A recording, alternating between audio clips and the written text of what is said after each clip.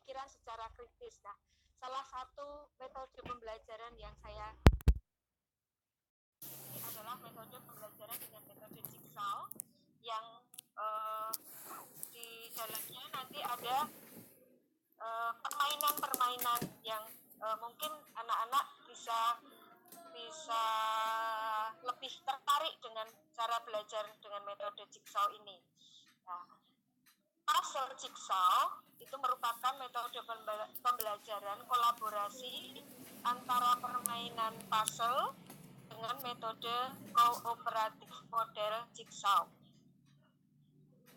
Kemudian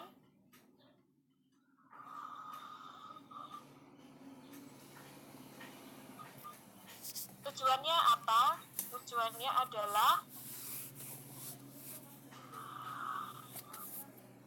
siswa mendapatkan pengalaman secara langsung dari pembelajaran itu, kemudian membuktikan konsep secara menyenangkan, lalu menggali kreativitas mereka, kemudian melatih cara berpikir tingkat tinggi, dan menguatkan hafalan mereka yang seringkali mereka tidak bisa menghafal secara konvensional, tapi dengan metode jigsaw ini akan membuat mereka lebih menarik atau menyenangkan mereka dalam menghafal. Kemudian belajar bekerja sama dengan teman, dan siswa akan memperoleh kebenaran secara nyata dan ganda. Kemudian teknik permainan jigsaw ini adalah dengan metode mengatur kegiatan kelas yang membuat siswa saling bergantung satu sama lain untuk keberhasilannya. Kemudian memecah kelas menjadi beberapa kelompok antara 4 sampai 5 anak. Kemudian selain ada kelompok kecil, ada pembagian tugas menjadi potongan-potongan. Kelompok akan saling berkumpul untuk menyelesaikan puzzle-nya.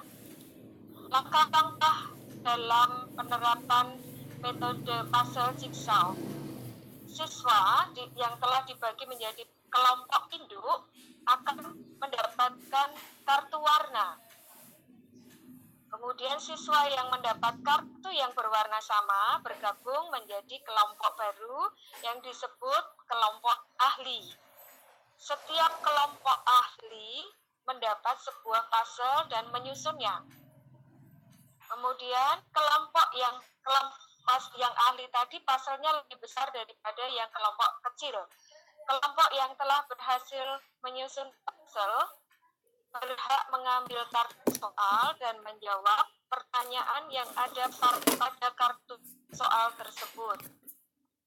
Kemudian siswa kembali ke kelompok induk dan melaporkan apa yang telah didapat dari kelompok ahli. Yang keenam, kelompok ahli bertugas menjawab pertanyaan yang dibagikan guru berdasarkan pengetahuan yang telah didapat dari kelompok ahli.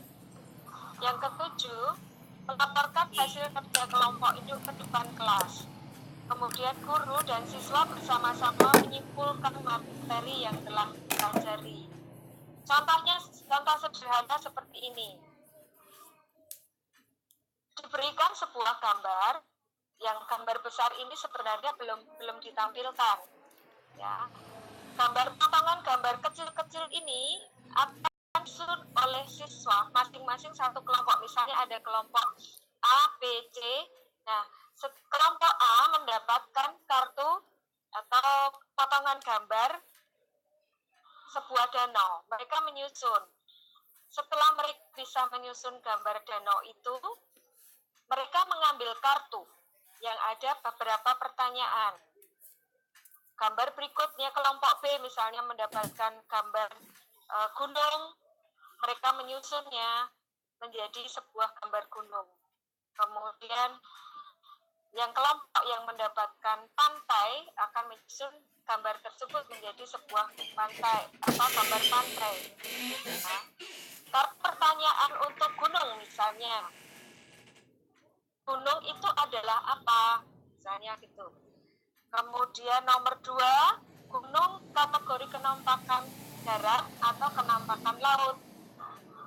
Nanti guru sebagai fasilitator yang akan berkeliling ke kelompok-kelompok tersebut yang akan memberikan arahan.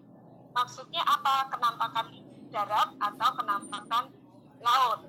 Kemudian siswa diminta untuk mencari apa manfaatnya gunung. Begitu juga untuk kartu pantai dan kartu danau, mereka juga mendapatkan pertanyaan yang sama. Setelah mereka berdiskusi masing-masing kelompok, mereka mempresentasikan apa hasil dari jawaban masing-masing kelompok. Setelah selesai, mereka memberikan kepada kelompok induk. Ya. Kelompok ahli akan menjelaskan, membuat kesimpulan dari kelompok asal tadi yang A, B, C tadi, bahwa danau dan gunung merupakan kenampakan darat, laut dan pantai merupakan kenampakan laut.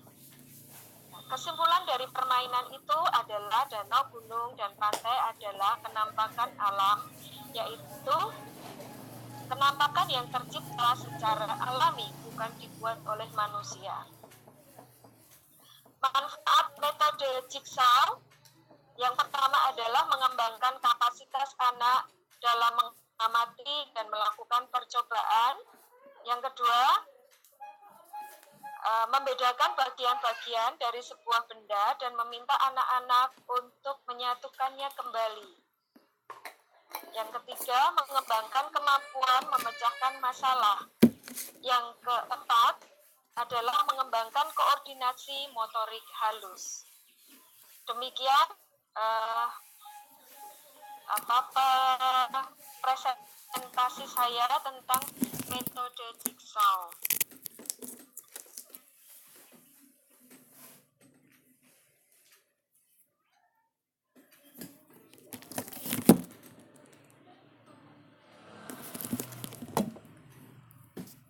Baik, terima kasih Ibu Maria yang sudah menyampaikan, memaparkan materi tentang pembelajaran dengan metode jigsaw yang begitu jelasnya. Namun barangkali ada yang mau bertanya, ini kami persilahkan. Namun di sini untuk yang bertanya belum ada, maka kita tunggu untuk kesempatan yang mau bertanya. Barangkali ada yang belum presensi, bisa sambil presensi.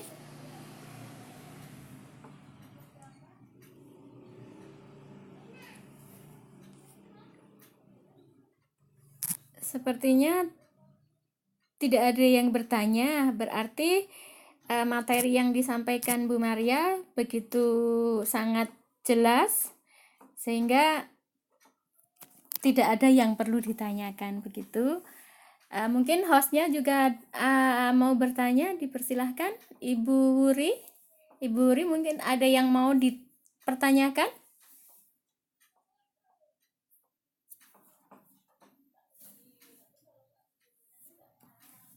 Jika tidak ada, barangkali dari saya sebagai moderator akan menyerahkan waktu ini untuk kepada host. Monggo Ibu Wuri, saya persilahkan. Iya, selamat siang. Halo, Bu Wuri, monggo.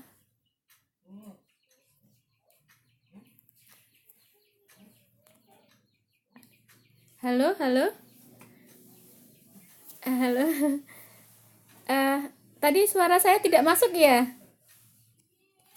Aduh, maaf. Ternyata masih saya mute. Kelupaan, saya udah banyak ngomong ternyata. maaf. Baik. Minta maaf. Baik.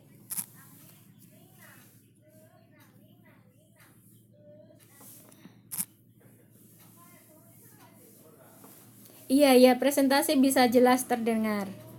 Begitu. Iya.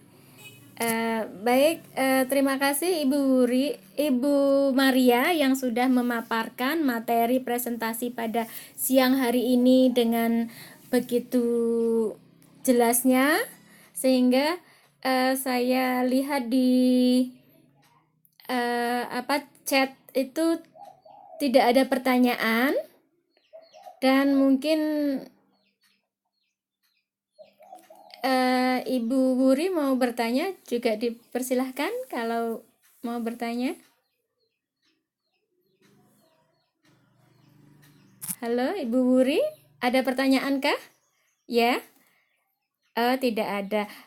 Iya, kalau begitu memang materinya yang disampaikan oleh Ibu Maria itu sudah cukup jelas, cukup gamblang, sehingga bisa kita pahami bersama dan tidak ada pertanyaan yang perlu disampaikan. Untuk itu, waktu saya kembalikan kepada hostnya, yaitu Ibu Wuri. Monggo Ibu Wuri, dipersilahkan.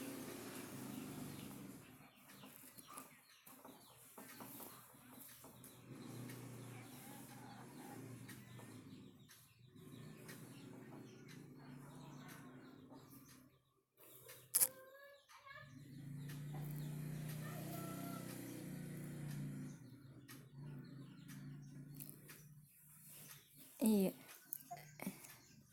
Iya. Mengingatkan yang belum absen, belum presensi, dipersilahkan presensi, jangan sampai lupa. Dan Bu Wuri sama Bu Maria juga silakan untuk presensi dulu, jangan sampai kelupaan.